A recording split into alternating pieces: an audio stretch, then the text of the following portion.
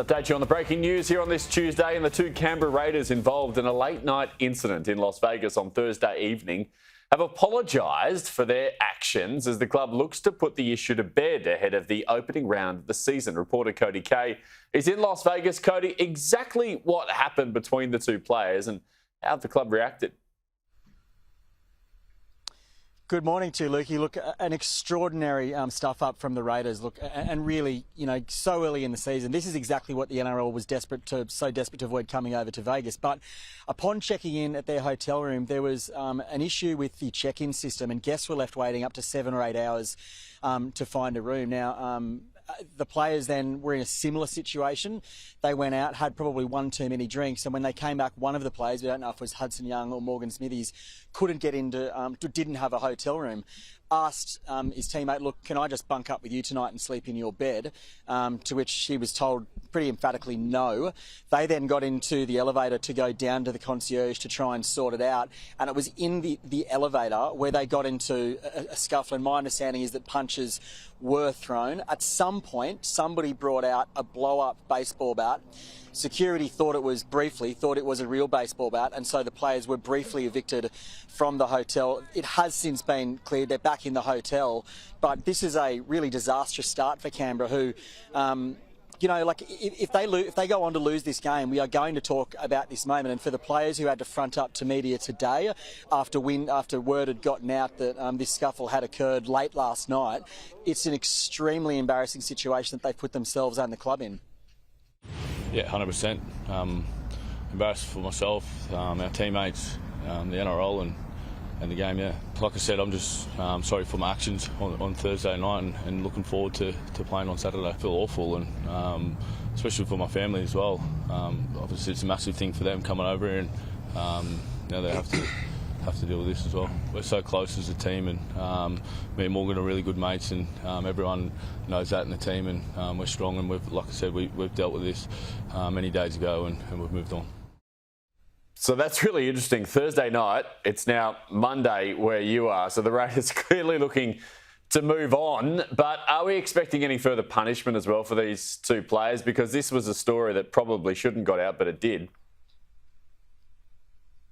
Yeah, well, I'll just quickly tell you right now, Morgan Smithies, who you would have seen on camera there, the Raiders are saying that black eye is not from the fight, that it was actually something that happened in training. But look, as for sanctions, the players are both available to play, so they are going to play against the Warriors. The club at the moment seems to be opting, or at least doesn't seem to have an appetite to suspend or stand down the players. What seems likely is a financial punishment, maybe somewhere in the vicinity of $10,000 each. But essentially, the Raiders are going to wait until they are back in Australia to get everybody together to work out what the appropriate punishment is. But the players were asked whether or not why they should be able to stay in Vegas and play in what is really one of rugby league's proudest moments, and it was a question that they couldn't really answer.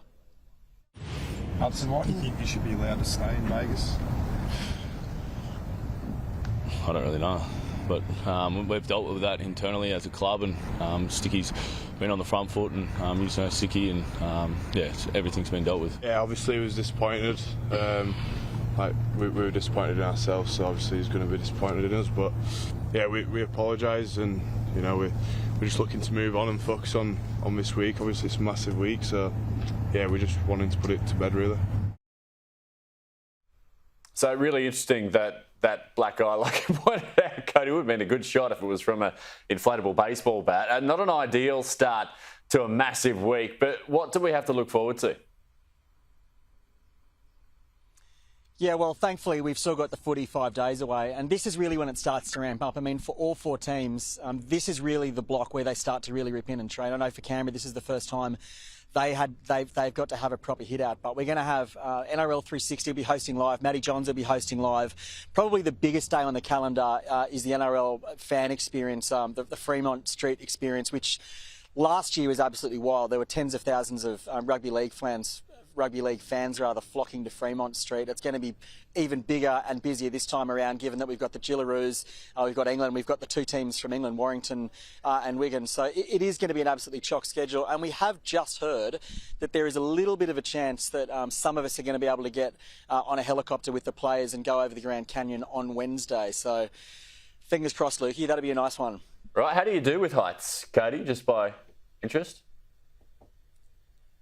What was that? How do you go with heights and helicopters? Are you all right with that, or?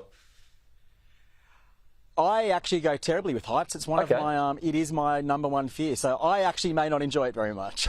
Great. Well, we'll look forward to capturing all of that on camera then. Yeah. So that's fantastic. Cody, thank you. We'll check in with you again throughout the day.